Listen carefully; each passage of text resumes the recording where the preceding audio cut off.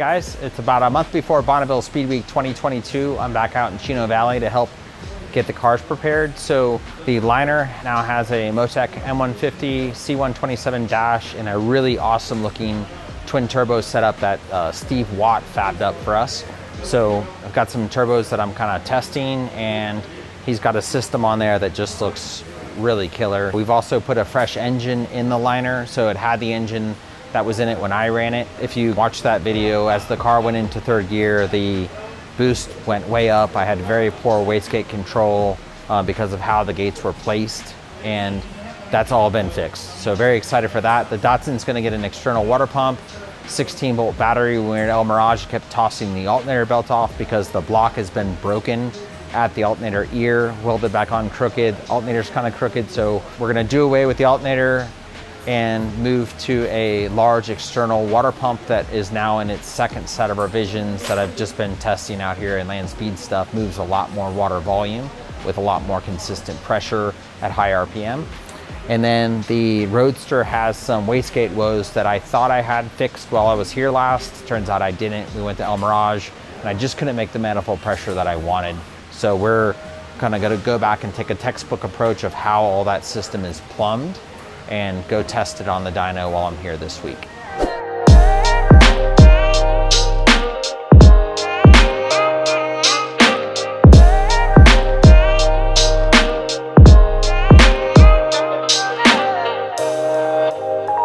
One of the things that caught my eye today that I'm going to change is this manifold pressure sensor is directly mounted to the intake manifold. So all the vibration that the engine is kind of broadcasting goes into the chassis and goes into sensors also. And these sensors are fairly fragile inside. So instead of waiting for this sensor to fail because of the vibration, we're going to go ahead and put it on a leash.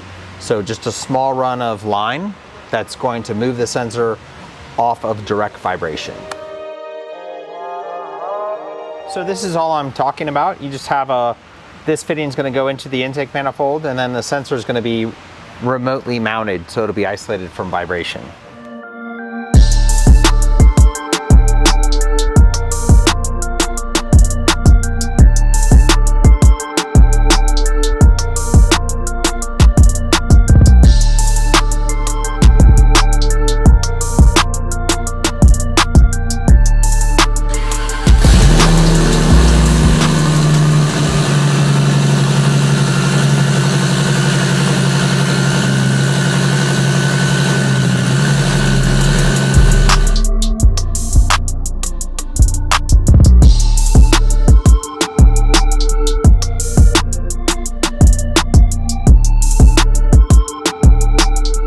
Hey, wanted to take a minute and go over the water pumps that we have here. So having come to Bonneville and raced for a couple years, you start to really understand that the heat is such an obstacle to overcome because you're holding the engine wide open for a number of miles. So what we've done is we moved to a larger Mazir water pump. We have a bracket that was made through JTO Power and a drive system that was done through Jones Racing. And through these different manufacturers, we're in our second revision of the water pump, and we've eliminated the high RPM cavitation we were experiencing with the factory water pump because over 7,000 or so RPM, we were getting some cavitation, and you could see it in the outlet water pressure on the cylinder head. So pretty neat stuff, and I think that I'm one revision away from having an item I can offer to the public, but I'll tell you, Bonneville is an incredible proving ground for components.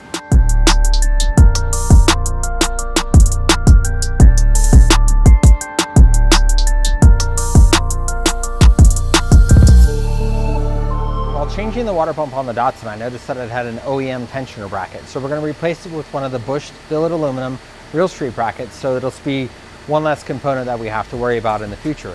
It's also worth noting that the OEM timing belt tensioner bolt was bent a little bit, so we're going to replace that at the same time.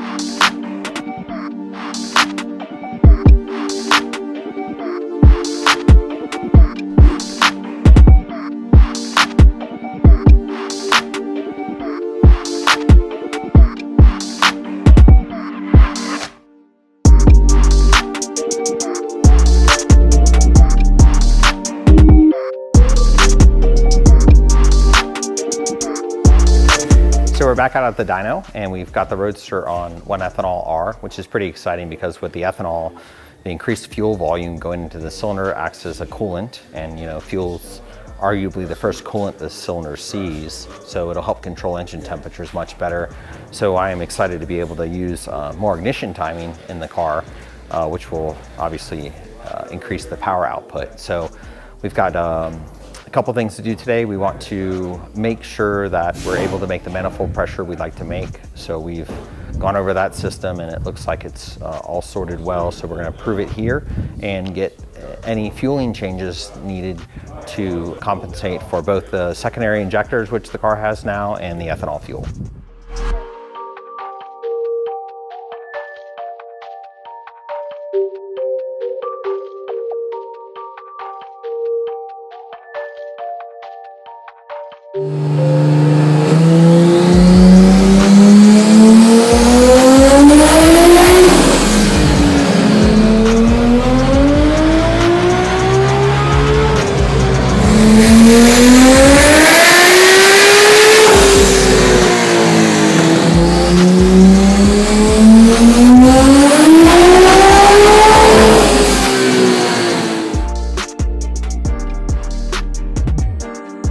So I'm all done for the day, at least on the dyno. It was really fruitful. We picked up nearly 200 horsepower going from C16 to 1-ethanol R. So that's a really big jump, and it's going to offer us more in-cylinder cooling, which will help us go faster, safer at Bonneville. So the boost control strategy has changed. That all looks good. It's only using like 22% gate duty cycle to make 33 PSI of manifold pressure. It did cross over on back pressure, so I'll stop there on boost pressure. The system as a whole is working very well. Engine sounds really neat, just rips right up to 8,800. So pretty excited for that.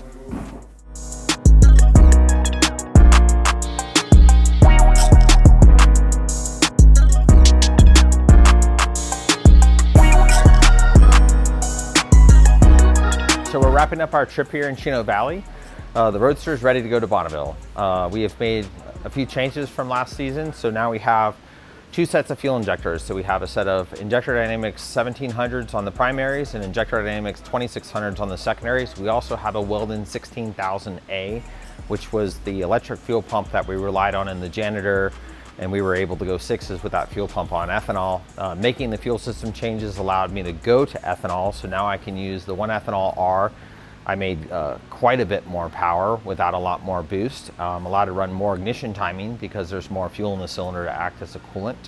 The whole thing is looking pretty promising going into Bonneville. It was really neat to be able to dyno the car. So a lot of the crew and teammates around this car, they watch it run on the salt, but to get it on the dyno and listen to it run was a real treat. And it was pretty cool to sit in the car and dyno it and look at the excitement in the room, and just know that everybody was having a really good time. And it feels good to be confident going into the event that the car is ready to run. So with the increased horsepower, the car will go hopefully faster. I don't know that I could put a number on it, but I would like to go faster than 270 miles an hour with the car with the changes made. So we'll get out there on the salt. We'll make some decisions. I'll probably just run it at 30 PSI first and see where that yields, and then we can make changes to gearing and horsepower level as the week progresses. So we've also made changes to the Datsun going into this season, although the Datsun's kind of in a funny spot because it already went over 250 miles an hour. It's a 90-inch wheelbase car. It does have quite a rear spoiler on it, which helps increase stability greatly. And it does have a very pointy nose, so it's a very slippery car. It went over 250 miles an hour with less than 30 pounds of boost. On one hand, you could say it could go quite a bit faster, but when a car like this crashes, things can get pretty ugly. So I don't know that we'll go much faster with the Datsun. That'll be up to Red and Mark. But we did make some changes. We had dealt with the alternator belt falling off because the alternator was crooked. When you lose the alternator belt, you were losing the water pump because it's a serpentine system. So we've done away with that. We've switched to two 16-volt batteries, so I'll have a constant loss system. I won't have a alternator anymore, but the car has a mechanical fuel pump, so I really only have to worry about the batteries running the intercooler pump, the ignition system, the ECU, it's not a very intense system. So the two 16-volt batteries, we should be in really good shape. We now have substantially more water flow going through the engine. We ran a dash 20 line from the water tank up to the water pump, so we'll have plenty of supply for that pump.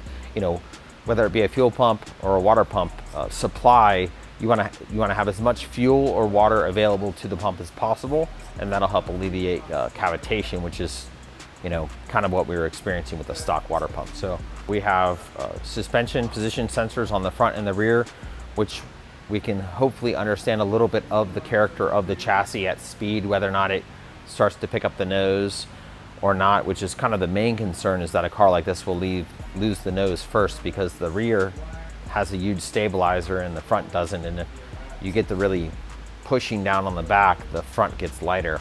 And one of the odd things that we noticed after we ran this car at a really high speed is that the rear hatch did not open as well. So that's kind of an indication to have enough aero force on the back of the car that you've changed how the hatch opens. We know that there's a lot of load back there.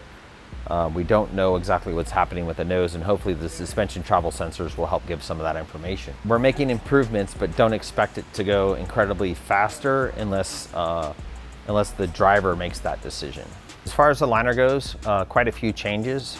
We have new tires in the front and taller tires in the rear. One of the things that we faced on our backup run last year was the rear tires were starting to chunk. So the tire was overheating. When you get into like drifting, it's easy to see, like you can get a tire so hot that it will separate. Well, we were starting to experience some of that, and that's one of the things that can cause a really bad crash in a liner, because liners crash much differently than the other cars because of the way that they're shaped. So safer tire combination, more suited for the speeds we are going to run. Motec M150, Motec C127. It's got a twin turbo system now. Before we had a very short common Supra type header on it and an up pipe, and the wastegate positioning wasn't really great, and the turbo was laggy. And now we've got a set of twins on it that we're testing with a really nice turbo system that Steve Watt at Maxwell Engineering built for us. So really killer turbo system. We've got a fresh engine in it, same parts as before, just a new fresh assembly. We lost time coming into the event because the man that does the wiring got sick, so we are not able to start the car while I'm here in Chino Valley, which is going to add a little bit of drama going into the event, because we'll have to start the car remotely and then show up to Bonneville and sort things as we go, which isn't the best way to go into an event. But at the same time, when I ran the car before, I had never seen the car before, and I had never tuned on the car before, and we were able to make the best of it and have a really fun outcome. So there's some records that are around 350 miles an hour.